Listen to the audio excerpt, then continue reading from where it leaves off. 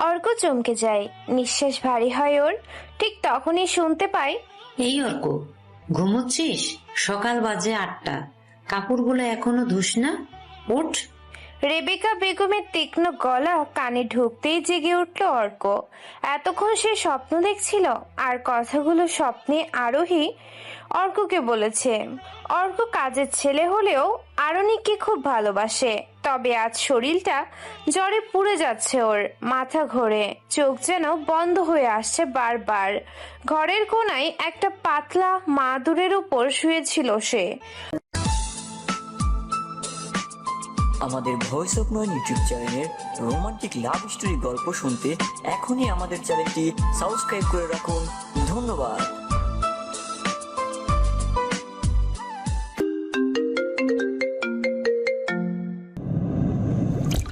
ওর শরীরের ভাষা বলে দিচ্ছে ওর আজ ভালো লাগছে না, কিন্তু রেবেকা বেগমের কণ্ঠে এতটুকু সহানুভূতি নেই। তিনি আবার গর্জে উঠে বলল, তোর মতো অলস গরিব কপাল পোড়া ছেলেটারে তো দয়া করে রাখা হয়েছে। আমার জামা কাপড় নষ্ট হইয়া যাচ্ছে, আর এটা ঘুমোচ্ছে পরে পরে। উঠ বলছি। ঝাড়ি শুনে অর্ক উঠে বসে, চোখ কচলাই, ঠোঁট শুকিয়ে গেছে। ধীরে ধীরে বলে, মাফ করবেন আন্টি, শরীরটা একটু খারাপ লাগছে, তাই দ্রুত উঠতে পারিনি। অর্কের কথা শুনে রেবেকার মুখ রক্তিম হয়ে ওঠে। গর্জে আবার বলে, আন্টি? বেগম সাহেবা বল, ছোট লোক। আর তোর শরীর খারাপ? হ্যাঁ রে, গরিব মানুষের শরীর আবার খারাপ হয় কবে? তোদের শরীর তো কাজ নেই অন্যের বাড়িতে পড়ে থাকবার জন্য। কাজ করবি না, খামোকা জায়গা দখল কইরা রাখছিস। কথাগুলো বলে একটা কাপড়ের বালতি ছুঁড়ে মারে অর্কের দিকে। পানি ছিটকে পড়ে ওর জামায়। শরীরটা ঠান্ডায় কেঁপে ওঠে। মাথা নিচু করে কাপড় তুলে নেয় সে। রেবেকা গট গট করে চলে যায়। বিশাল বাড়িটার মালিক আশরাফ চৌধুরী। আশরাফ ভিলাতে থাকে অর্ক কাজের লোক হয়ে। বালতি নিয়ে সে দ্রুত ওয়াশরুমে যায়। জ্বরে গা পুড়ল, সেসব নিয়ে অর্কের ভাবার সময় নেই। খুব যত্ন করে প্রায় 10-15টা কাপড় কাচলো, রোদে মেলে দিয়ে আবার চলে আসে রান্নাঘরের দিকে। খুব আস্তে ধীরে রান্নাঘরের দিকে হেঁটে যায় অর্ক। হঠাৎ পেছন থেকে আরান সাহেব ধমকে ওঠে, ওরে, এত ধীরে হাঁটতেছিস কেন?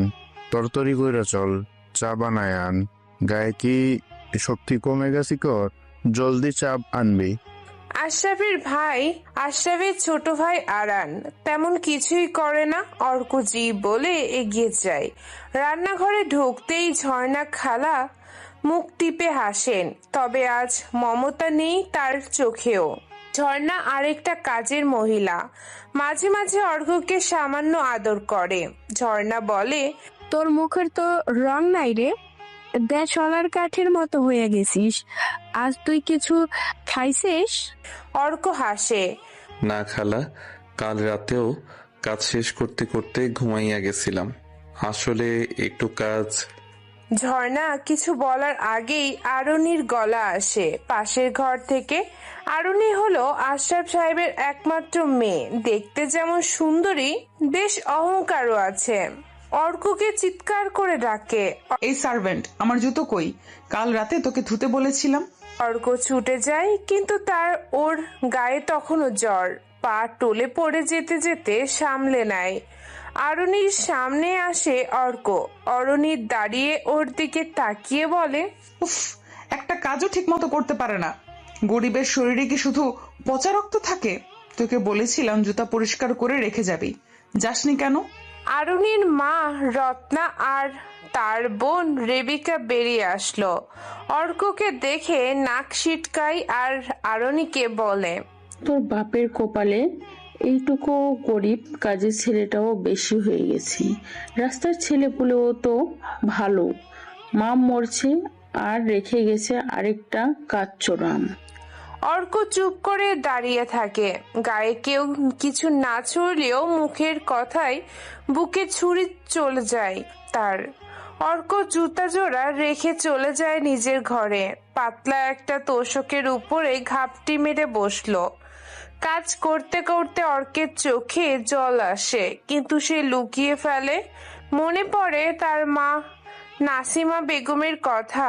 এই বাড়িতেই কাজ করতেন, ঝাড়ু দিতেন, বাসন মাজতেন, কাপড় ধুতেন।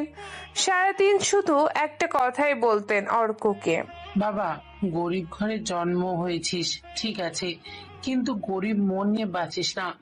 পর সে একদিন এই বাড়ির চেয়েও বড় হবি। তার মা মারা যান হঠাৎ এক অসুখে। তখন এই বাড়ির কেউ একটা গ্লাস পানি দেয়নি ওর মায়ের মুখে। মায়ের মৃত্যুর পর অর্ক এসেছিল এই বাড়িতে শুধু 2টা জামা আর একটা বই নিয়ে। মায়ের কাজের জায়গাটা যেন দেখে যায়। আজ মায়ের ঘরের কাজ এখন তার ঘাড়ে, কিন্তু সম্মান তার চেয়েও ছোট ছোট জিনিস তাকে পদে পদে অপমান করে। কাল রাতে অনেক বৃষ্টি হয়েছিল। সেই বৃষ্টিতে অরণি গিয়েছিল ট্যুরে। গাড়িতে অনেক কাদা লাগিয়ে আনে, অর্ককে চিৎকার করে ডাকে। গত রাতে অর্ক, ওই ছোট লোকের বাচ্চা কাজের লোক। জি ম্যাম। আমার গাড়ির অনেক জায়গায় কাদা লেগেছে, ভালো মতো মুছে দিবি, কোনো জায়গাতে যেন কাদা না থাকে। এইদিকে দেখ, আমার জুতোয় অনেক কাদা, এটাও পরিষ্কার করবি। কিন্তু ম্যাম এত রাতে। চুপ, ছোট লোক, মুখের ওপর কথা বলিস। কথাটা বলে অরণি তার জুতো খুলে অর্কের দিকে ছুঁড়ে মারে। অর্কের পেটে এসে লাগে জুতো। সারা রাত বৃষ্টিতে ভিজে সে গাড়ির সবকিছু পরিষ্কার করে, একদম চকচক করে দেয়। বৃষ্টিতে ভেজার কারণে ওর জ্বর চলে এসেছিল। ভোর রাতে জ্বরের জন্য ঘুমিয়ে যায়। আর আজ সকালে যা হলো তা ভেবে অর্কের যেন চোখ দিয়ে জল গড়িয়ে পড়তে শুরু করেছে। অর্কের মনে পড়ে রান্নার কথা। রান্নাটাও তার করে নিতে হয়। আরো কাজের লোক আছে, সবার সাথেই এই বাড়ির মানুষেরা এমন আচরণ করে। অর্ক দুপুরে চা নিয়ে যাচ্ছিল ড্রয়িং রুমে। সেখানে অতিথিরা বসে আছে, অরণির বন্ধুরা এসেছে। অর্ক সবার দিকে তাকিয়ে চা দিতে থাকে। শরীর খারাপের কারণে হঠাৎ হাত কাঁপে তার। এমন সময় চায়ের কাপ পড়ে যায় আরোহণীর বান্ধবী মেহের পায়ের উপর। তৎক্ষণাৎ কষে চড় দিয়ে চিৎকার করে ওঠে মেহে। ইস, এ কি করলি? আমার পাজামাটা একেবারে নষ্ট করে দিলি। কি ভাই অরণি, কি করলো এটা? দেখ, কাকে ধরে এনেছিস? অরণি দাঁড়িয়ে বলল, ওরে, এত সাহস তোর! মুখ দেখে তো নর্দমার পানি মনে হয়। আর তুই 20,000 টাকা দামের ড্রেস নষ্ট করে দিছিস। তোকে আমি। অরণির এসে অর্কের গালে একটা চড় বসিয়ে দেয়। অর্কের সারা শরীর যেন কাঁপুনি হতে শুরু করে। এমনিতে সকাল থেকে সে খায়নি, সময়েই পায়নি খাওয়ার, তার উপর এমন নির্যাতন। কিন্তু এখনো অর্কের অপমানিত হওয়া বাকি। অর্ক চুপচাপ দাঁড়িয়ে। রত্না বেগম এগিয়ে আসে। রত্না বেগম সেই কাপ তুলে অর্কের মুখের সামনে ছুঁড়ে ফেলে বলে, চল, চায়ের জায়গায় ঠান্ডা পানি খা তোরা। এর চেয়ে তো কিছু আশা করাই বোকামি। আর শোন, পুরো ফ্লোর মুছবি তুই। অর্ক মাথা নিচু করে থাকে, চোখ দিয়ে পানি পড়ছে।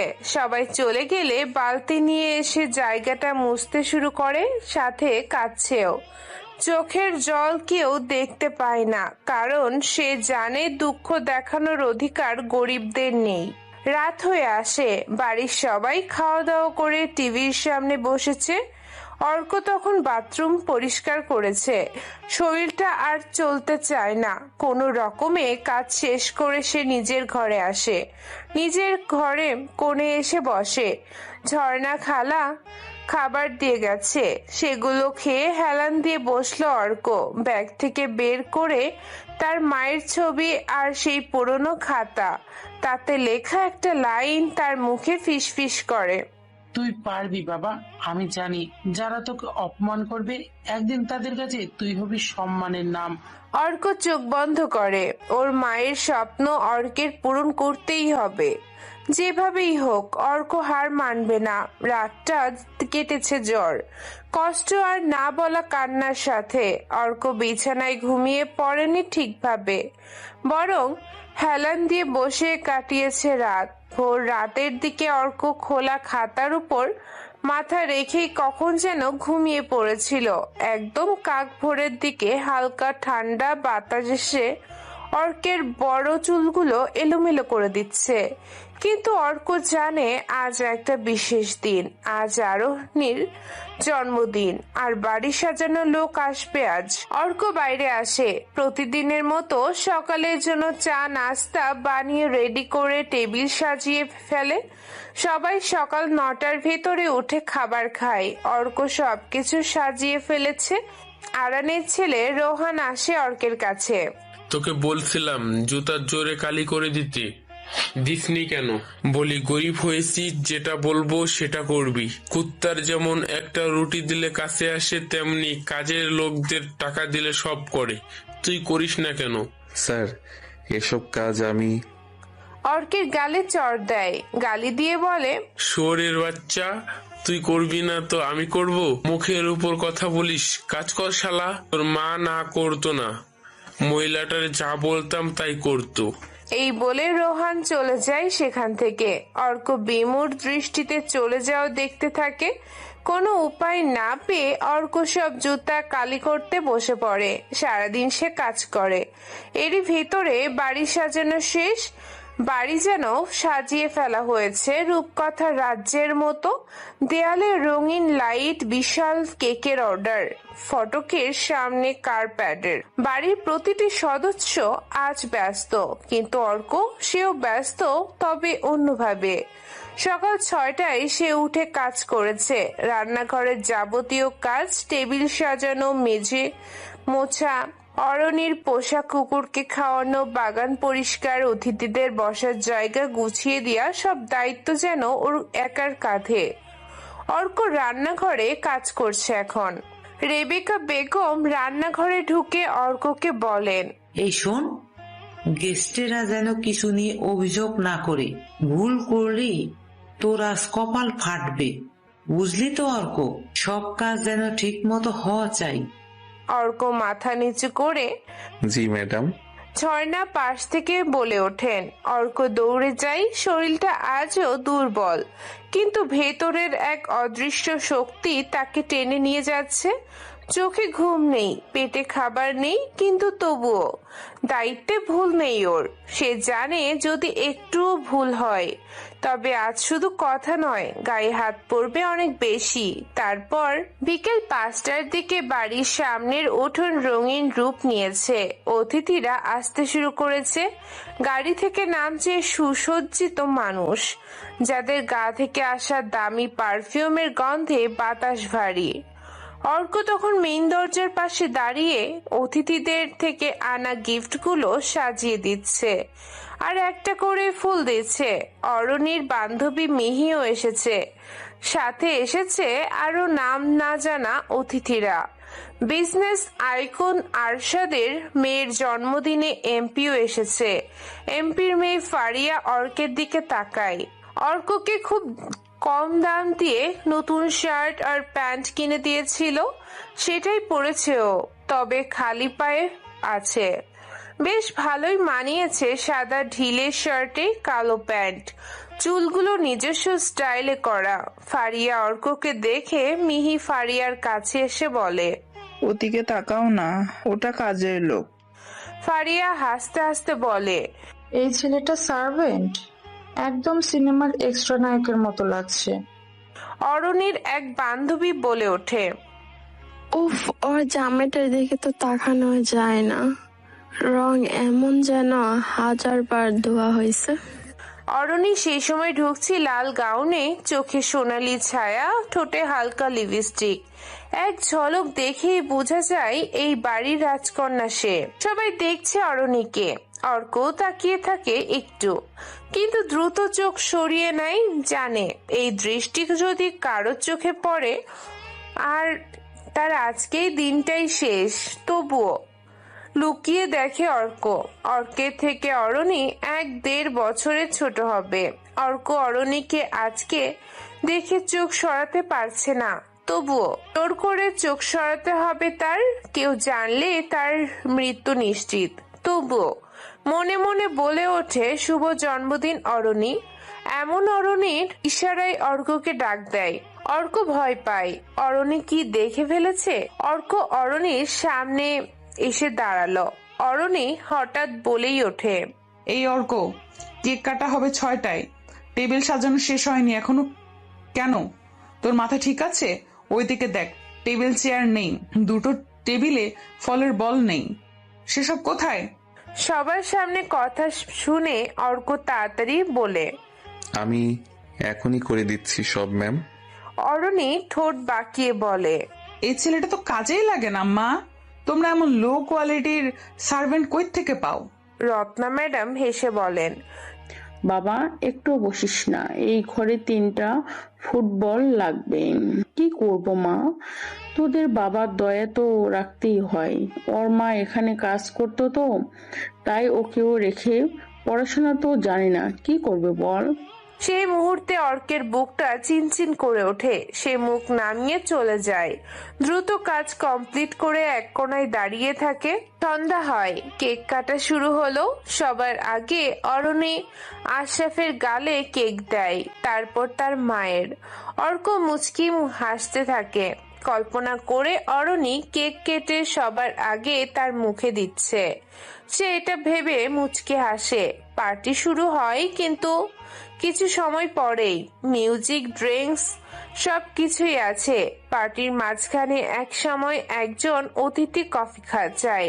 অর্ক কিচেনে গিয়ে কফি বানিয়ে নিয়ে আসে, কিন্তু ভিতরের অস্থিরতা, অরণির দেখার স্বাদ, টেনশন আর ক্লান্তিতে হাত কাঁপছে আজকেও। কফির কাপ রেখে দিতে গিয়ে হঠাৎ হাত কাঁপায়। সামান্য কফি ছিটকে পড়ে টেবিলের কাপড়ে। সাথে সাথেই এক চিৎকার। এই কি করলি? কাপড় নষ্ট হয়ে গেল। মায়ের পছন্দ করা টেবিল ক্লথ ছিল এটা। দৃশ্যটা অরণির চোখে পড়ে। তাছাড়া অতিথিটাও কথা শোনাতে শুরু করে। অরণি এগিয়ে এসে হঠাৎ কফির কাপটা টেনে নিয়ে ছুঁড়ে মারলো অর্কের দিকে। কাপটা অল্পের জন্য গায়ে লাগলো না, পাশ দিয়ে চলে গেল। রত্না ম্যাডাম দাঁড়িয়ে বললেন, এই ছেলে একদম পাগল, অপদার্থ, আজকের দিনটা নষ্ট করে দিল। বের করে দাও একে এক্ষুনি। বাড়ি ভর্তি অতিথিরা দেখছে।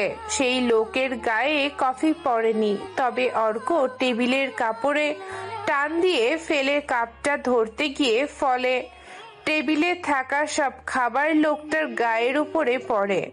লোকটা বেশি কিছু না বললেও এই বাড়ির সবাই যেন অর্ককে গিলে ফেলতে শুরু করেছে। অর্ক মাথা নিচু করে কফির কাপড় থেকে দাগ মুছে দিতে থাকে। কেউ কেউ হাসে, কেউ কেউ মুখ ঘুরিয়ে নেয়। অর্কের মায়ের বয়সী একজন কাজের মহিলা ঝর্ণা খালা একটু এগিয়ে এসে বলে, ম্যাডাম, ছেলেটা অসুস্থ, ক্ষমা করে দিন আজকের মতো।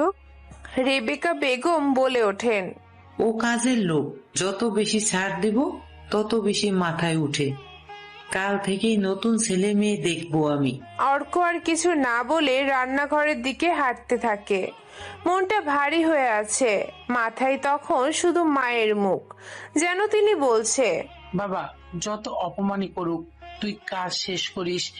মানুষ মানুষকে অপমান করে, কিন্তু তুই জানিস তো অপমানের জবাব সময় দিতে হয়। পার্টি শেষ, সবাই খেয়ে দিয়ে বেরিয়ে গেছে। অর্ক একা বসে রান্নাঘরের কোণে উঠে দাঁড়ালো। টেবিলের ওপর পড়ে থাকা ময়লা প্লেট ধুচ্ছে সে। কাঁধ ব্যথা করছে, চোখে ঝাপসা দেখা যাচ্ছে। একটা কাপ ধুতে ধুতে হঠাৎ হাত ফসকে যায়, কাপটা ভেঙে পড়ে। সে থমকে দাঁড়ায়। চারদিক একেবারে নীরব, কেউ নেই। যাক বাঁচলাম বলে নিজেকে শান্ত করে। কাঁধ ঝাঁকিয়ে আবার কাজে লেগে পড়ে সে। মনে মনে ভাবে, আমি জানি এই অপমানের উত্তর আমি এখন না পারলেও একদিন ঠিক দেব।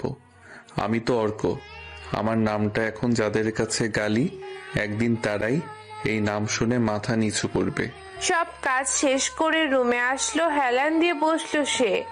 তারপর ব্যাগ থেকে বের করে পুরনো খাতা সেখানে লেখে, পৃথিবী কখনো গরিবকে ক্ষমা করে না, কিন্তু সে সফল হলে সবাই তাকে চিনে নিতে বাধ্য হয়। রাত গভীর হলেও অর্কের ঘুম আসে না। চোখের পাতা ভারী হলেও মনের ভিতর চলতে থাকে নানা কথা। অরণির সেই চোখ, ঠোঁট বাঁকানো অভিব্যক্তি, পার্টির মাঝে অর্কের দিকে ছুঁড়ে দেয়া কফির কাপ, সব যেন ঘূর্ণির মতো ফিরে ফিরে আসে।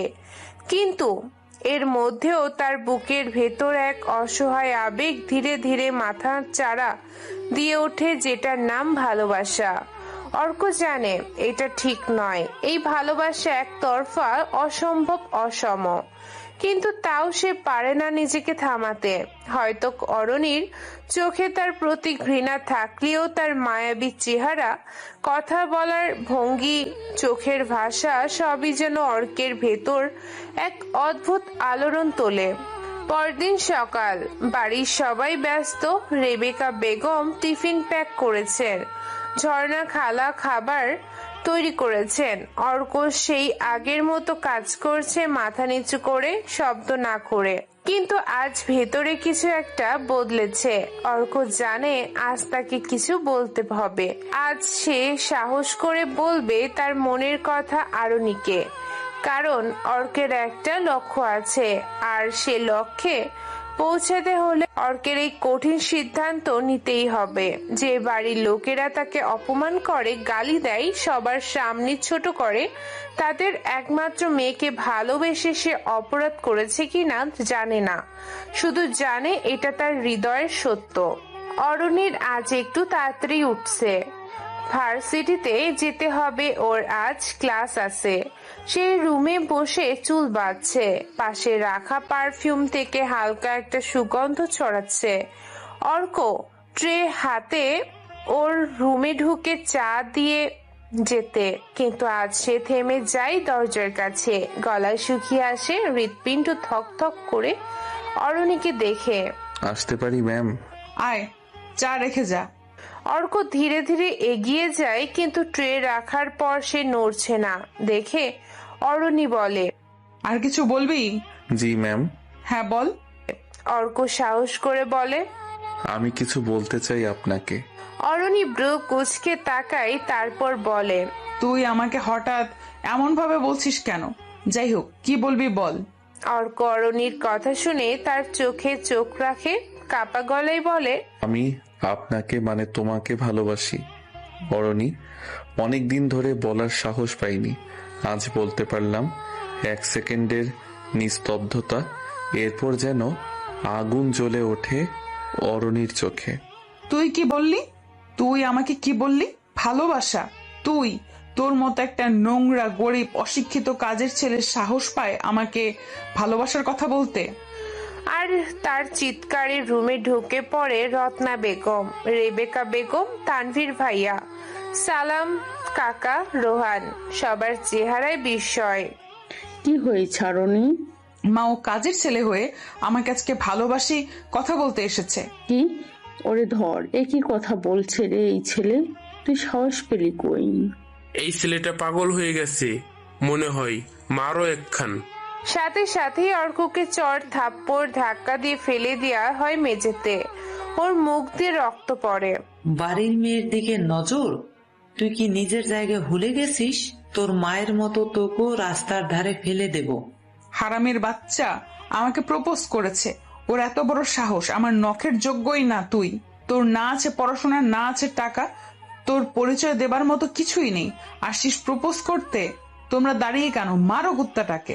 এরপর আর কোনো কথা নয়, অর্ককে বাড়ির সব ছেলেরা এগিয়ে এসে মারতে থাকে। প্রায় আধা মরা করে অবস্থায় রাখে অর্ককে। সেদিন দুপুরে অর্ককে ঘরের জিনিসপত্র সহ বাড়ি থেকে বের করে দেয়া হয়। ঝর্ণা খালাও কিছু করতে পারে না, তার চোখে জল, কিন্তু কণ্ঠ রুদ্ধ। রাস্তায় এসে পড়ে অর্ক। দারোয়ানও এই সুযোগে দুটো লাথি দেয় অর্ককে। হাত পা মুখ ফেটে দিয়ে রক্ত বের হয়েছে অনেকে। অর্কের হাতে ছোট্ট একটা ব্যাগ, কিছু জামা কাপড় আর সেই পুরনো খাতা। মুখে এক ফোঁটা শব্দ নেই, শুধু চোখের কোণ বেয়ে অশ্রু গড়িয়ে পড়ে। কিন্তু সে তা মুছে ফেলে, কারণ সে জানে এখানে কান্না দুর্বলতা। সবাই গেটের কাছে দাঁড়িয়ে। এবার যদি তোর ছায়াও দেখি এ বাড়ির আশেপাশে, পুলিশ ডেকে ধরিয়ে দেব। তুই তো একটা বিষাক্ত সাপ। তুই ভুলে যাস না তুই কাজের ছেলে অর্ক। তোর জায়গা গেটের বাইরে। আমাদের সামনে দাঁড়ানোর সাহস আর যোগ্যতা নেই তোর। এই বাড়িতে কাজ করে খেতে দিলে খাইতে পারতি। যা ভাগ, রাস্তার কুকুর কোথাকার। এক পলক অরণির দিকে তাকাই সে, তারপর অর্ক আর দাঁড়ায় না। খোঁড়াতে খোঁড়াতে রক্ত মুছতে মুছতে সেখান থেকে চলে আসে।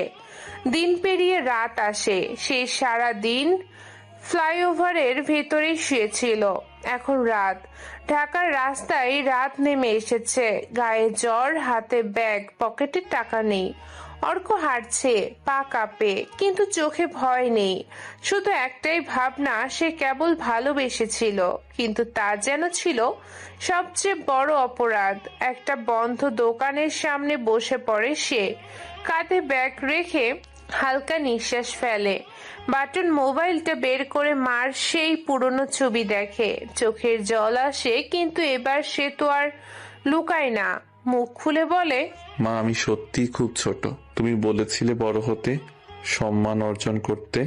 আজ আমি শুধু ভালোবেসে অপরাধ করে ফেলেছি, কিন্তু দেখো, একদিন এই অপমানের উত্তর আমি দেব। আমি অর্ক, গরিবের ছেলে, কিন্তু একদিন আমি নিজেই হব এই শহরের গল্প। 8 বছর বয়স আমার, তুমি মারা গেলে মা, তোমার জায়গাতে আমি কাজ করতে শুরু করি। এবার হবে অন্য গল্প মা। ঢাকার আকাশ তখন মেঘে ঢাকা। রাত প্রায় 2টা বেজেছে। শহরের কোলাহল কিছুটা স্মিত, কিন্তু বাতাসে যেন অদৃশ্য এক হাহাকার ভেসে যাচ্ছে। ফুটপাতের এক কোণে ভাঙা দোকানের সামনে অর্ক বসে আছে নিঃশব্দে। মাথা নিচু, চোখে ক্লান্তি, গায়ে জ্বর ওর। তবুও ভিতরে কিছু একটা জেগে উঠেছে। অপমানের তাপে, অবহেলার বিষে হৃদয়ে জন্মে নিচ্ছে এক দৃঢ় প্রতিজ্ঞা। সেই প্রতিজ্ঞার নাম তাকে বড় হতেই হবে।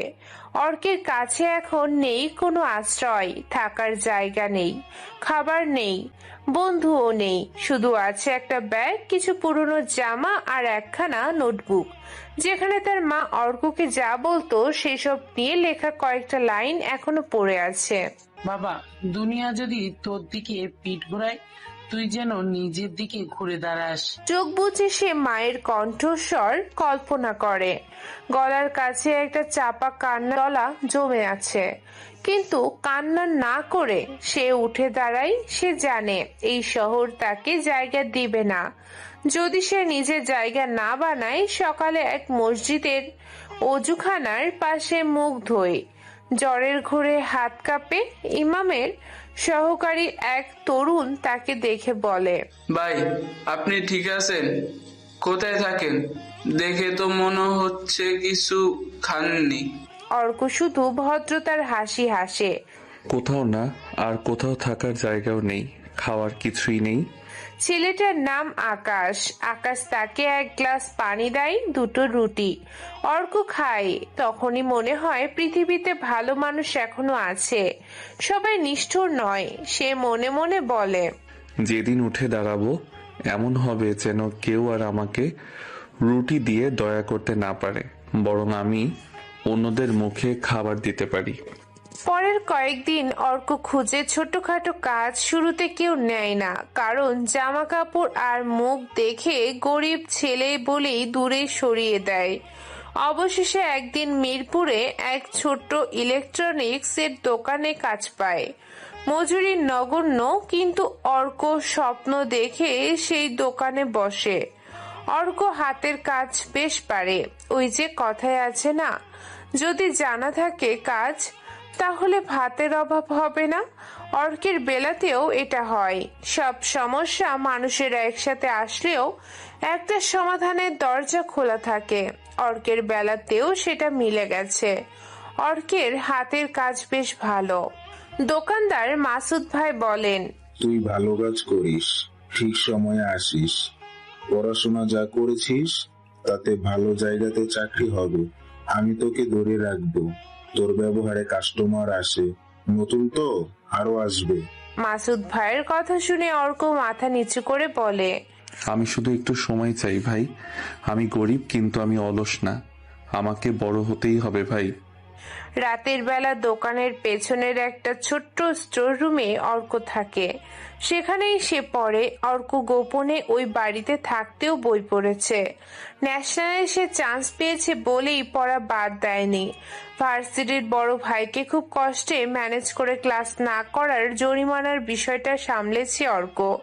যখন পরীক্ষা চলতো তখন আশরাফের হাতে পায়ে ধরে গ্রামে আসার নাম করে পরীক্ষা দিতে যেত। এইভাবেই চলেছে অর্ক। কাজের জন্য মাসুদ ভাই তাকে একটা ফোন দিয়েছে। সেটার সাহায্যে পড়াশোনার ভিডিও আর নানান বিজনেস আইডিয়া দেখে শেখে ইউটিউব থেকে। মাসুদের একটা বোন আছে, নাম জান্নাত। অর্কের সাথে প্রায় কথা হয়। সপ্তাহ খানিক আগে পরিচয়। আজকে দোকানের কাচের দরজা ঠেলে জান্নাত ঢুকলো।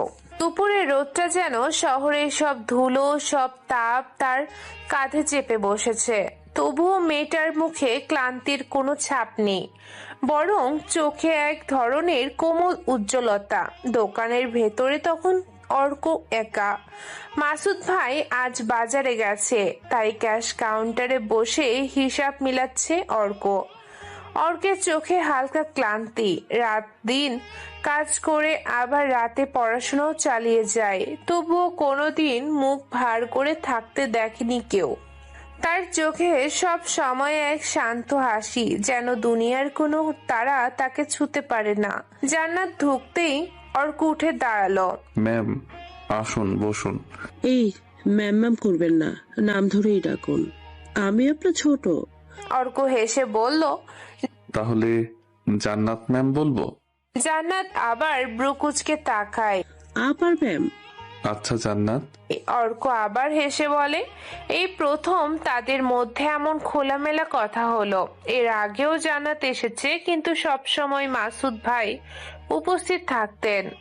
আজই প্রথম সুযোগ মিলল অর্কের সাথে আলাদা করে কথা বলার। জান্নাত হাতে নিয়ে এসেছে দুটো টিফিন বক্স। দুপুরের খাবার নিয়ে এলাম। দুটো টিফিন আছে, ভাইয়া কখন আসবে? দুটো? আরেকটা কার জন্য? তোমার জন্যই। তুমি তো সবসময় চটপট কিছু খেয়ে আবার কাজে লেগে পড়ো, ঠিক মতো খাও না, আর বাইরের খাবার ভালো না। এখন দোকানে লোক নেই, খেয়ে নাও। অর্ক একটু লজ্জা পেল। সে চুপচাপ টিফিন খুললো। ভিতরে গরম ভাত, মুরগির ঝোল আর ডাল। অর্ক প্লেট হাতে নিয়ে বলল, তুমি রেঁধেছ? তাহলে তো আলাদা মজা হবে। খেয়াল করলো অর্ক খাবার মুখে তুলেছে ধীরে ধীরে, যেন প্রতিটি কণা মন দিয়ে অনুভব করেছে। সেই দৃশ্য অদ্ভুতভাবে তার ভালো লাগলো। জান্নাত জিজ্ঞেস করলো, তুমি এত কাজ করো, আবার পড়াশোনা চালাও কিভাবে? সময়ের সাথে অভ্যাস হয়ে গেছে, আর একটা লক্ষ্য আছে। লক্ষ্য? অর্ক কিছুক্ষণ চুপ করে থেকে বলল, বড় হতে চাই, নিজের পায়ে দাঁড়াতে চাই। জান্নাতের মনে হলো এই কথাগুলোতে যেন কেমন এক জেদ আছে, তবুও সেই জেদে অহংকার নেই, আছে শুধু শান্ত ধীরতা। এরপর থেকে জান্নাত প্রায় দোকানে আসতে লাগলো। কখনো অজুহাতে মাসুদের জন্য কিছু আনা, কখনো নিজের জন্য কিছু কিনতে, আবার কখনো শুধু খোঁজ নিতে। অর্কের সাথে কথোপকথন বাড়তে লাগলো ধীরে ধীরে। এক বিকেলে দোকান প্রায় খালি, বাইরে হালকা বৃষ্টি পড়ছে। জান্নাত এসে দাঁড়ালো দরজায়। অর্ক তাকে দেখেই বলে, ভিজে যাচ্ছ, ভেতরে আসো। জান্নাত ঢুকতেই হালকা বৃষ্টির গন্ধ আর চায়ের গন্ধ মিশে এক অদ্ভুত উষ্ণতা তৈরি করলো ভেতরে। অর্ক বলে, তুমি চা খাবে? তবে তুমি বানাবে। অর্ক চা বানায়। চায়ের কাপ এগিয়ে দিল জান্নাতের দিকে। জান্নাত চুমুক দিয়ে হেসে বলল, তুমি চা ভালো বানাও। মিষ্টি বেশি হলে সবাই বলে ভালো হয়েছে। না, শুধু মিষ্টি না, তাতে যত্নও লাগে। অর্ক কিছু বলল না, শুধু তার চোখে এক মুহূর্তের জন্য এক কোমল আলো খেলে গেল। দিন যেতে যেতে জান্নাত বুঝতে পারলো ছেলেটার প্রতি তার মন অদ্ভুতভাবে টান অনুভব করছে। অর্ক কখনো বড় বড় কথা বলে না, কিন্তু তার প্রতিটি আচরণে একটা স্বাভাবিক সৌজন্য, এক ধরনের নির্ভরতার অনুভূতি আছে। একদিন সন্ধ্যায় দোকানের শাটার নামাতে নামাতে অর্ক দেখলো জান্নাত বাইরে দাঁড়িয়ে। এই সময়? তোমার সাথে একটু হাঁটতে চাই। কিন্তু মাসুদ ভাই যদি জানে? বলে এসেছি উনি তোমাকে খুব ভালোবাসে।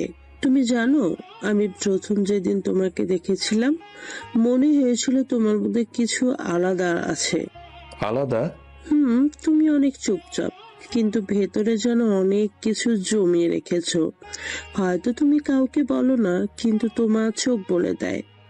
অর্ক একটু চুপ করে থাকলো, তারপর নরম স্বরে বলল, সব কথা সবার সাথে বলা যায় না জান্নাত। হাওয়া ধীরে ধীরে ঠান্ডা হয়ে আসছিল। জান্নাত মনে মনে ভাবলো, হয়তো একদিন এই ছেলেটা তাকে তার সব কথাই বলবে। সেদিন ফেরার পথে দুজনের মধ্যে কোনো কথা হয়নি, কিন্তু নীরবতার ভেতরে এক অদ্ভুত উষ্ণতা ছিল। এরপর থেকে জান্নাতের আশা বেড়ে গেল আরো। দুপুরের খাবার, বিকেলের চা কিংবা সেফ একটা হাসি, সবই যেন অর্কের দিনকে বদলে দিত। আর অর্ক ধীরে ধীরে বুঝতে লাগলো জান্নাতের এই যত্ন, এই আগ্রহ, এগুলো শুধু বন্ধুত্ব নয়, এর ভেতরে আছে অন্যরকম এক অনুভূতি। কিন্তু সে তো অরণিকে ভালোবাসে। একদিন দোকান ফাঁকা ছিল, বাইরে মেঘের গর্জন। জান্নাত এসে বলল, আজ যদি আমি তোমাকে বলি তুমি আমার জন্য গুরুত্বপূর্ণ, তুমি কি অবাক হবে?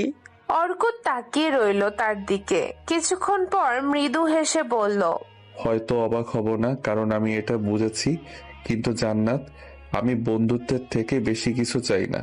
বজ্রপাতের আলো এক মুহূর্তের জন্য দোকানের ভিতরে উজ্জ্বল করে তুলল। জান্নাত হেসে বলে, মজা করছিলাম। অর্কের এভাবেই দিন যায়। 4 মাস হয়ে গেছে অর্ক মাসুদ ভাইয়ের দোকানে কাজ করে। একদিন সে ইউটিউবে দেখে how to start a business with zero money নামের একটি ভিডিও। চোখে আলো জ্বলে ওঠে ওর। সে ভাবতে থাকে, আমি পারবো, শুধু একটা সুযোগ চাই। একদিন দোকানে এক গ্রাহক আসে, এক বিদেশি। সে ব্যাকআপ পাওয়ার সলিউশন খুঁজছে। অর্ক তাকে আইডিয়া দেয় কিভাবে সহজ প্রযুক্তিতে কম খরচে সোলার দিয়ে ছোট্ট ব্যাটারির মাধ্যমে ঘরের লাইট জ্বালানো যায়। লোকটি মুগ্ধ হয়, কারণ অর্ক ইংরেজিতে খুব সুন্দর করে তার সাথে কথা বলে। অর্ককে তার ভালো লেগে যায়। ছেলেটার ভিতরে ক্রিয়েটিভিটি দেখতে পায় লোকটা। তার নাম জ্যাকি। তার ভিজিটিং কার্ড দিয়ে বলে, তুমি একদিন বড় হবে, আমি নিশ্চিত। যদি কখনো সত্যি ব্যবসা শুরু করো, আমাকে মনে রেখো। সেই রাতে অর্ক নিজের মাথায় আইডিয়া করতে থাকে, business idea, low cost solar kit for rural homes. Arani year final এক্সামে ফেল করেছে। সেটা নিয়ে আরশাদ সাহেব অনেক বকাঝকা করে তার মেয়েকে। অরণি সবসময় স্টাইল করে চলাফেরা করে। বাড়িতে নতুন কাজের লোক এখনো আসেনি, আসলেও 2 দিন পর চলে গিয়েছে। অরণিদের কথা আর অতিরিক্ত কাজের কারণে অরণি খুব কাছের বন্ধু ফারহান। সে অরণিকে অনেক বেশি পছন্দ করে, ভালোবাসে। ফারহানের বাবার মাঝারি বিজনেস, তবু অরণিকে তার মনের কথা জানানোর সাহস পায় না। অরণি সব ছেলেকে পাত্তাও দেয় না। অরণি, তোকে একটা কথা বলার জন্য বেশ কয়েকদিন থেকে ভাবছি। হ্যাঁ বল। আসলে তোকে না আমি ভালোবাসি, বন্ধুত্বের শুরু থেকে আমি ভালোবাসি, কিন্তু আরে থাম থাম, ভালোবাসা এটা বলতেও যোগ্যতার দরকার হয়, সেটা তোর নেই।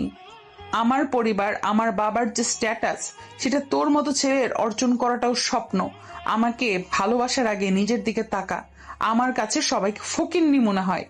এভাবে বলছিস অরণি, আল্লাহ না করুক একদিন তোর অবস্থাও ফকিন্নিদের মতো না হয়। কি বললি ফারহান?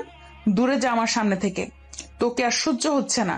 নিজের যোগ্যতা অর্জন কর, তারপর প্রপোজ করতে আসবি। গ্রহণ করব কি করব না পরের বিষয়। ফারহান মাথা নিচু করে চলে আসে। অরণি এসব দেখে হাসে। কয়েকদিন কেটে যায়।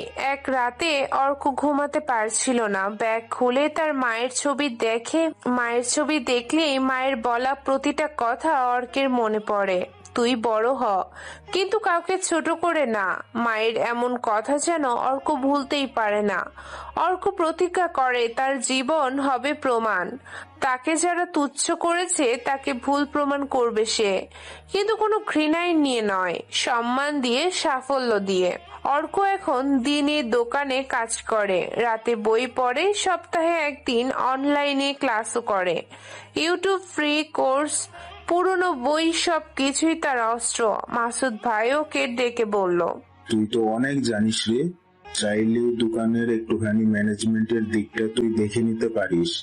সেই মুহূর্তে প্রথমবারের মতো কেউ ওর উপর ভরসা করে। অর্কের চোখে অশ্রু আসে, কিন্তু সে হাসে। দোকানের সব হিসেব, জিনিসপত্র আনা নেওয়ার হিসেব সে সামলাতে শুরু করে। অর্ক নিজের আইডিয়াগুলো লিখে কিছু বিনিয়োগকারীকে ইমেল করেছে। সে জানে না কেউ দেখবে কিনা, উত্তর দেবে কিনা, কিন্তু তার লক্ষ্য শুধু চেষ্টা করা। এভাবে বেশ কয়েকদিন অর্ক নতুন নতুন আইডিয়া নিয়ে অনলাইনে বা পোস্টারে থাকা সব বিনিয়োগকারীদের কাছে মেইল করে গিয়েছে। কয়েকদিন পর অর্ক কাজ থেকে ফিরে ক্লান্তি শেষ করে ফোনটা হাতে নিতেই দেখে একটি ইমেলের ফিরতি রিপ্লাই এসেছে। সেখানে লেখা, we are interested in your idea, let's টক। সেই মুহূর্তে অর্ক জানে এটা খুব বড় কিছু না হলেও এটাই তার যাত্রার প্রথম ভাগ। সে খুশিতে দৌড়ে মাসুদ ভাইয়ের কাছে চলে যায়, জড়িয়ে ধরে তাকে সবটা বলে। জান্নাতও ছিল, জান্নাতকেও খুশিতে অর্ক জড়িয়ে ধরে। প্রথমবার জান্নাত যেন বেশ শান্তি অনুভব করে। মাসুদ ভাই খুশি হয়, কারণ সে জানে অর্ক সৎ একটা ছেলে, তার উপর দায়িত্ব দিয়ে নিশ্চিন্তে থাকা যায়। সে পারবে সফলতা অর্জন করতে। তুই এগিয়ে যা ভাই, আমি পাশে আছি। আবার বড় হয়ে আমাদেরকে ভুলো না যেন। যেদিন বড় হব সেদিন সবার আগে তোমাকে জানাবো। জান্নাত হাসে, সবাই খুশি হয়। ঢাকার সকালের সূর্যটা আজ অর্কের কাছে অন্যরকম লাগছে। কিছুদিন আগেও যে সূর্যটা তার চোখে ছিল ধোঁয়াশা আর ক্লান্তির প্রতিচ্ছবি, আজ তা যেন এক নতুন জীবনের প্রতীক। ইমেলটি সে পড়ে বারবার, সেই ইংরেজি কথাগুলো তার ভেতরটা কাঁপিয়ে দিয়েছে। We are interested in your idea, let's talk. Arka জানে না তারা কারা, জানে না তারা আসলেই গুরুত্ব দিচ্ছে কিনা, কিন্তু তাও এটা একটা প্রতিক্রিয়া পেয়েছে, একটা ডাক পেয়েছে। এটাই তার যাত্রার প্রথম পা। অর্ক মসজিদে মিষ্টি বিলিয়েছে। যশোরের একজন তরুণ উদ্যোক্তা, নাম নাফিস। তার ছোট্ট একটি স্টার্ট আপ গ্রামীণ এলাকায় সোলার সলিউশন এর জন্য কাজ করে। অর্কের পাঠানো প্রেজেন্টেশন দেখে সে মুগ্ধ। আজকে সে অর্ককে কল করেছে। অর্কের যেন হাত পা কাঁপে।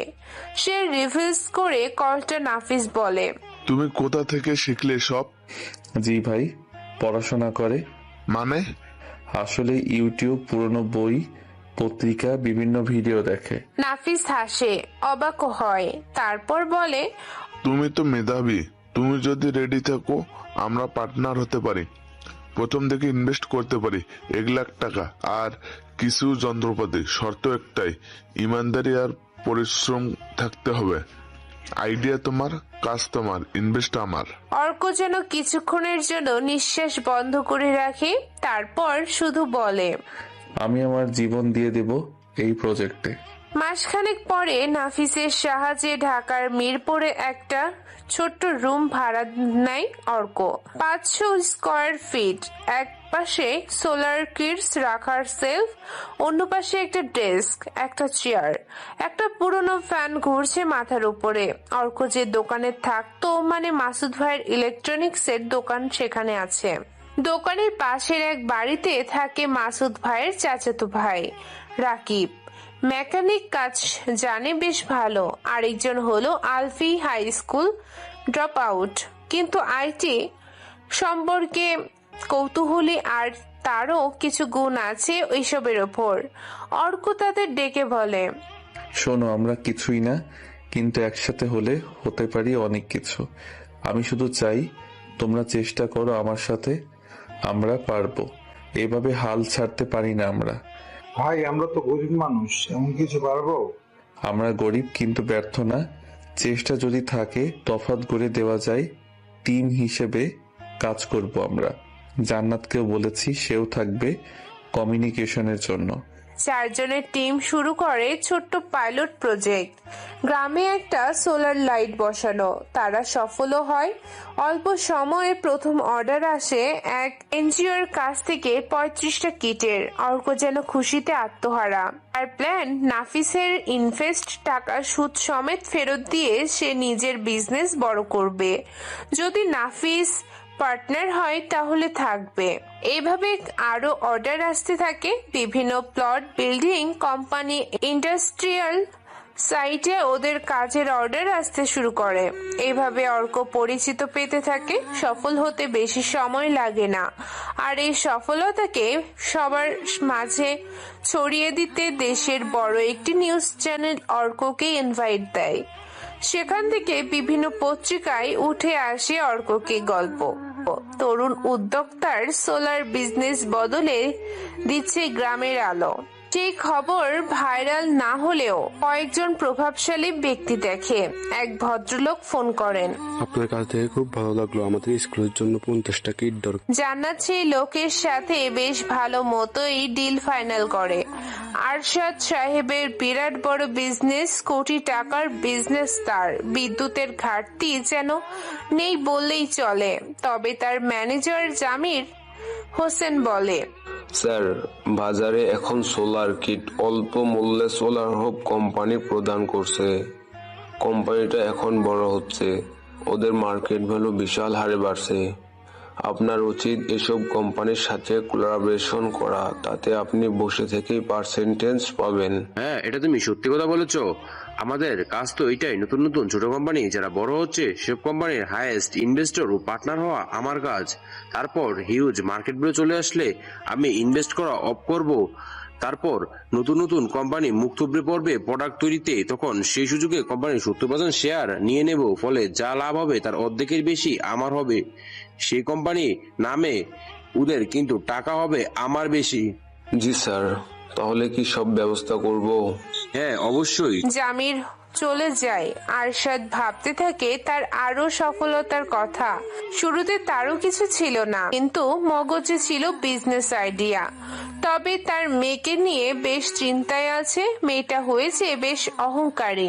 অর্ক এখন দিনে রাতেও কাজ করে। কাজের সাথে সাথে সে নিজের ছোট্ট অফিসেও রাত করে মার্কেটিং, প্রেজেন্টেশন, বিজনেস মডেল, অল্প টাকায় বড় রিটার্ন কিভাবে আনা যায় সেটা বোঝে।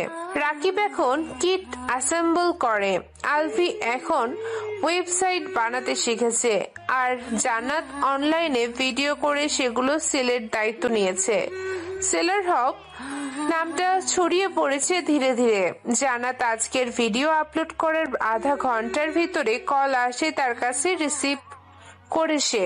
হ্যালো, আমি MK গ্রুপ অফ কোম্পানির ম্যানেজার জমির বলছি। এটা কি সোলার হোপ গ্রুপের বিজনেস নাম্বার? জি বলুন। আসলে আমাদের কোম্পানি আপনাদের কোম্পানির সাথে কাজ করতে চায়। সত্যি? দাঁড়ান, আমাদের স্যারকে ডেকে দিচ্ছি। জান্নাত জানে এমকে কোম্পানি কতটা বিশাল, বিশ্বাসই করতে পারছে না সে। জান্নাতের বুকের ভিতর তখনও দমকা ঢেউয়ের মতো উত্তেজনা উঠেছে নামছে। এত বড় কোনো কোম্পানি, এত নামকরা ব্র্যান্ড, তারা নাকি তাদের মতো একেবারে ছোট্ট একটা লোকাল কোম্পানির কাছে ফোন করেছে, কাজের প্রস্তাব দিয়েছে। মাথায় যেন ঠিক মতো ঢুকছেই না, মনে হচ্ছিল স্বপ্ন দেখছে। এই, তুমি ঠিক আছো তো? অর্ক নাম ধরে ডেকেই জান্নাত দৌড়ে অর্কের কেবিনের দিকে ঢুকলো। শ্বাস প্রশ্বাস এলোমেলো, ওর চোখে অদ্ভুত উজ্জ্বলতা লেগে আছে। কিন্তু সে ঢুকতেই দেখে অর্ক ঠিক তখন দরজার দিকে এগোচ্ছে। জান্নাত হুঁশ হারিয়ে প্রায় দৌড়ে গিয়ে অর্কের সাথে ধাক্কা খেলো। 1 সেকেন্ডের জন্য সময় থমকে যায়। জান্নাতের ঠোঁট গিয়ে হালকা করে ছুঁয়ে গেল অর্কের বুক। বুকের ভেতর থেকে অর্কের হৃদস্পন্দনের ঢেউ যেন সরাসরি এসে লাগলো জান্নাতের কানে। যেন খুব কাছ থেকে ঢেউ ভাঙার শব্দ শোনা যায়। অর্ক থমকে দাঁড়িয়ে গেল, চোখ নামিয়ে তাকালো জান্নাতের দিকে। মেয়েটার শ্বাস গরম, গাল লালচে, আর চোখে এক অদ্ভুত ঝিলিক মিশিয়ে ভয়, লজ্জা আর আনন্দ মিশিয়ে এক অদ্ভুত রং তৈরি করেছে অর্ক। অর্ক বলে, অর্কের কণ্ঠে ছিল হালকা উদ্বেগ, তবে ভেতরে একটা অদ্ভুত উষ্ণতা। জান্নাত তাড়াতাড়ি এক কদম পিছিয়ে গেল, দুহাত দিয়ে চুল গুছিয়ে নিল, যেন মুহূর্তটাকে আড়াল করতে চাচ্ছে। আমি ঠিক আছি। আসলে তোমার সাথে কথা ছিল, বড় খবর। অর্ক ছোটের কোণে এক ফোঁটা হাসি টেনে নিল। বড় খবর নাকি বড় ধাক্কা? জান্নাত মুখ নিচু করলো, কিন্তু তার ঠোঁটের কোণে এক চিলতে হাসি ফুটে ওঠে। ধাক্কা তো লেগেছি, তবে সেটা খবরের জন্য। বাইরে হালকা বাতাস বইছিল, জানালা খোলা থাকায় একটুখানি আলো এসে দুজনের মাঝে পড়ছিল। অর্ক তার হাতের ফাইলগুলো টেবিলে রেখে হাত গুটিয়ে দাঁড়ালো, চোখ তার এখনো জান্নাতের মুখে। বলো, কি খবর? জান্নাত এক গভীর নিঃশ্বাস নিল, যেন শব্দগুলোকে জড়িয়ে রাখছে, যাতে প্রভাবটা আরো গভীর হয়। ভাবতে পারো, এমকে কোম্পানি, যারা দেশ জুড়ে এত বড় বড় প্রজেক্ট করে, তারা আমাদেরকে প্রস্তাব দিয়েছে। ফোন করেছে এখনই, তোমার সাথে কথা বলতে চায়। অর্ক এক মুহূর্ত চুপ করে রইল, যেন খবরটা মস্তিষ্কে নিয়ে যাচাই করছে। তারপর ধীরে ধীরে মাথা নেড়ে বলল, মানে আমরা? হ্যাঁ, আমরা। জান্নাতের চোখে তখন যেন আতশবাজির মতো ঝিলিক। অর্ক কিছু বলতে যাচ্ছিল, কিন্তু হঠাৎ তার দৃষ্টি চলে গেল জান্নাতের ঠোঁটের দিকে, যেখানে ঠিক কয়েক সেকেন্ড আগেই তার বুকের উষ্ণতা ছুঁয়ে গিয়েছিল। একটা অদ্ভুত নীরবতা নেমে এলো। জান্নাত বুঝতে পারলো তাদের মাঝে হাওয়ায় কিছু ভারী হয়ে আছে। হৃদয় স্পন্দন যেন একটু দ্রুত হয়ে উঠল। তুমি কি সবসময় এভাবেই খবর দাও? আগে বুকের সাথে ঠোঁট, তারপর বাকিটা? অর্কের ঠোঁটে খেলা করলো হালকা দুষ্টু হাসি। জান্নাতের গাল হঠাৎই আরো লাল হয়ে উঠল। উফু, আচ্ছা, ইচ্ছে করে নাকি এটা হয়? আমি তো জানি। অর্ক তার কথা কেটে দিয়ে নরম গলায় বলল, আমি জানি এটা ইচ্ছে করে হয়নি। কিন্তু তার চোখে ছিল অন্য রকম এক দৃষ্টি, যেটা জান্নাত আগে খুব কম দেখেছে। গভীর, স্থির আর একটু অস্বস্তিকর ভাবে মায়ামি লাগছে। মুহূর্তটা যেন দীর্ঘ হয়ে যাচ্ছিল। বাইরে থেকে ভেসে আসছিল রিকশার ঘন্টা, রাস্তার কোলাহল, কিন্তু দোকানের ভেতর যেন সময় ধীরে ধীরে বইছে। অর্ক প্রথম চোখ নামালো, তারপর হালকা গলায় বলল, জান্নাত, তুই জানো তো, কিছু কিছু মুহূর্ত ভুলে যাওয়া যায় না। জান্নাত ধীরে ধীরে মাথা তুলল। মানে থাক, বাদ দাও, কাজের কথা বলো। এই খবরটা আমাদের জীবনের মোড় ঘুরিয়ে দিতে পারে। চলো ওই কোম্পানির সাথে কাজ করি। আচ্ছা, কথা বলি আগে। হ্যাঁ, লাইনেই আছে। জান্নাত ফোনটা বাড়িয়ে দেয় অর্কের কাছে। আমি সোলার হোপ কোম্পানির ওয়ার্নার অর্ক বলছি। পরিচয়টা নিশ্চয়ই পেয়েছেন। আমাদের কোম্পানি আপনাদের কোম্পানির সাথে কোলাবোরেশন করতে চাই, ইনভেস্ট করতে চাই অনেক। আমরা কি একটা মিটিং ফিক্সড করতে পারি? কোটি টাকার বাজেট হবে, মিস্টার অর্ক। জামিলের কথা শুনে অর্ক প্রথমে লাফ দিয়ে ওঠে। সে যেন এমনটারই স্বপ্ন দেখছিল, কিন্তু পরক্ষণে মনে পড়ে বিজনেসের মাঝামাঝিতে এসে বড় কোনো কোম্পানির বেশি সুবিধা গ্রহণ করা বোকামি, এতে সবকিছু হারাতে হয়। তাই যতটুকু নিজের মতো করে চলছে সেটা যেন চালিয়ে যাওয়া, পরে ওই বড় কোম্পানিকেও বিট করা সম্ভব। অর্ক বলে, সরি ম্যানেজার, আমি এখন কোনো কোম্পানির সাথে মিশতে চাই না। আমার মতো থাকতে দেন।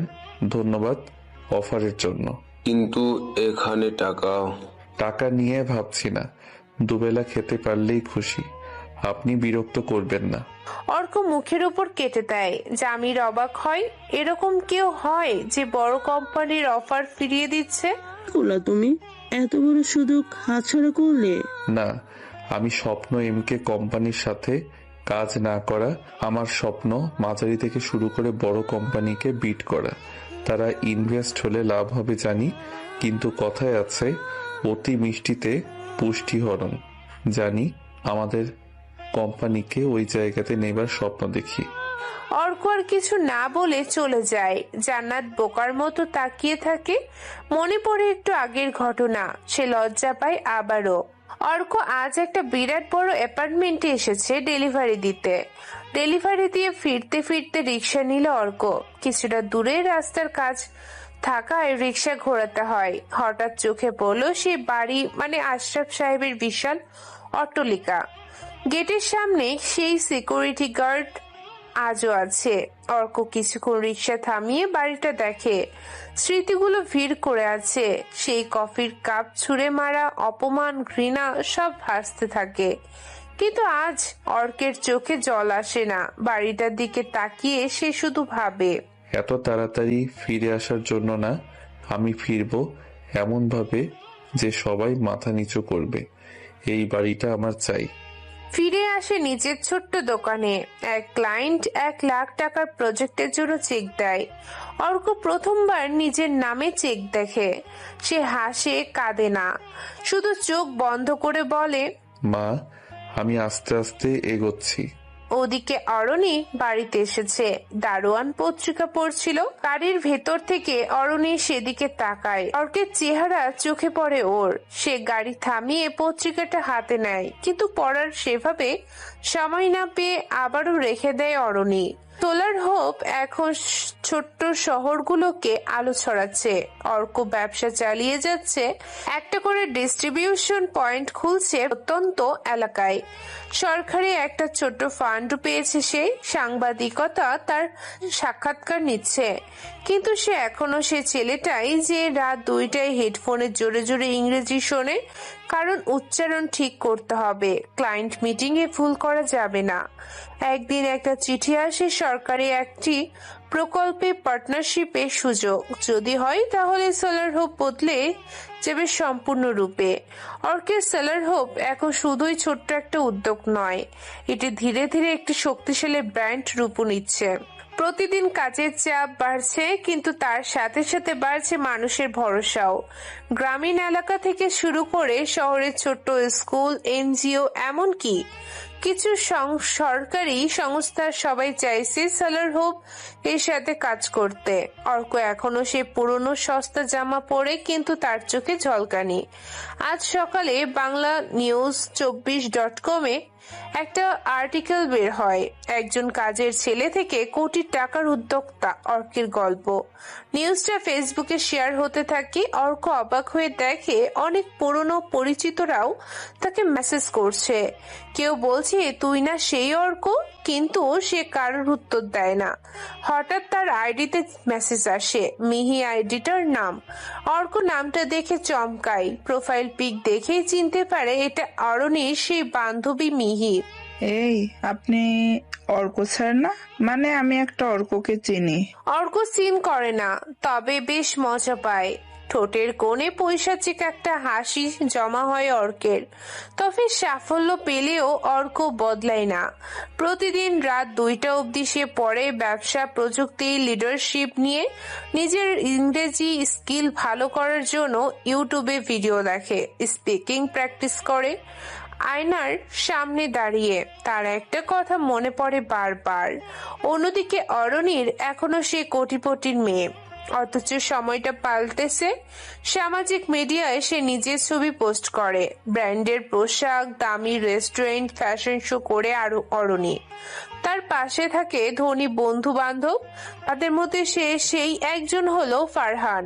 যদিও সে মোটামুটি ধনী, তবুও অরণিদের মতো নয়। ফারহান ভালোবাসে অরণিকে, কিন্তু বুঝতে পারে অরণি তাকে শুধু বন্ধু না, চাকরের চোখেও দেখে।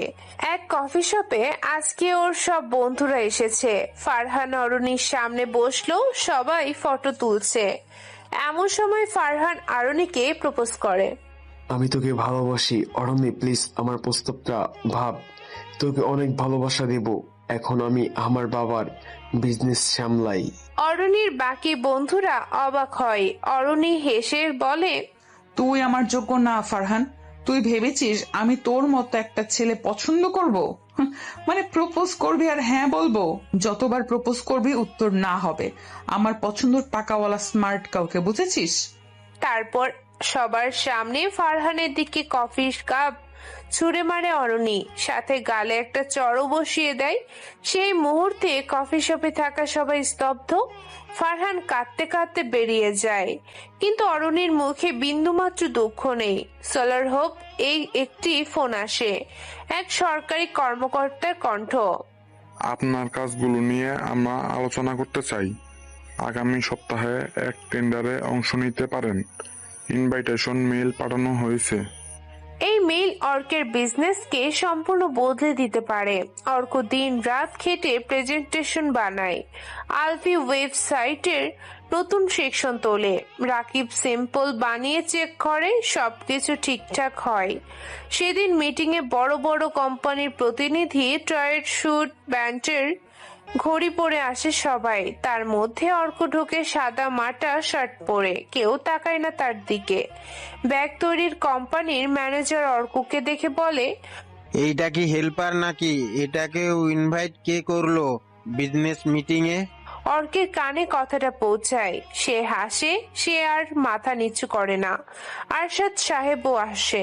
অর্ক মাস্ক পরে তাকে দেখে। আরশাদ আসার পরই প্রেজেন্টেশন শুরু হয়। সব কোম্পানি তাদের প্রোডাক্ট শো করে, কিন্তু সরকারি কর্মকর্তা ফয়েজ সাহেব অপেক্ষা করছিল অর্কের জন্য। অর্ক স্টেজে আসে, সবাই অবাক হয়। সাদামাটা ড্রেস পরা ছেলেটাই তাহলে সোলার শো কোম্পানির মালিক। সে প্রেজেন্ট করে নিজের মতো, তার ভিজুয়াল ডেটা, বাস্তব কেস স্টাডি সবকিছু দেখে জাজরা তাকিয়ে থাকে। ফয়েজ বলে, আরশাদ সাহেব চেহারা দেখে না, শুধু নামটা শুনে চমকায়, তবে তখনও জানে না এটাই সেই অর্ক। রাতে বসে অরণি ফেসবুক স্ক্রল করছিল, হঠাৎ চোখে পড়ে এক news headline, solar hope selected for government rural energy project worth 5 crore. Arani চমকে ওঠে, নিউজে ছবি দেয়া অর্কের। সে দৌড়ে পত্রিকাটা বের করে। হ্যাঁ, এটা তো সেই অর্কের ছবি ছিল। তার আরো মনে পড়ে যায় সেই ছেলেটার কথা, যে তার বাসায় কাজ করত, যে তাকে ভালোবেসে প্রস্তাব দিয়েছিল। আর তারপরেই সেই লজ্জা আর ঘৃণায় তার সামনে কাঁদতেও পারেনি, বরং অরণি তাকে চর মেরে অপমান করে বাড়ি থেকে বের করে দিয়েছিল। সেই অর্ক এখানে কিভাবে? আরশাদ সাহেবও জানতে পারে সবটা। রাতে ঘুম হয় না অরণির, মনে মনে বলে, ও কি করে এত বড় কিছু হয়ে গেল?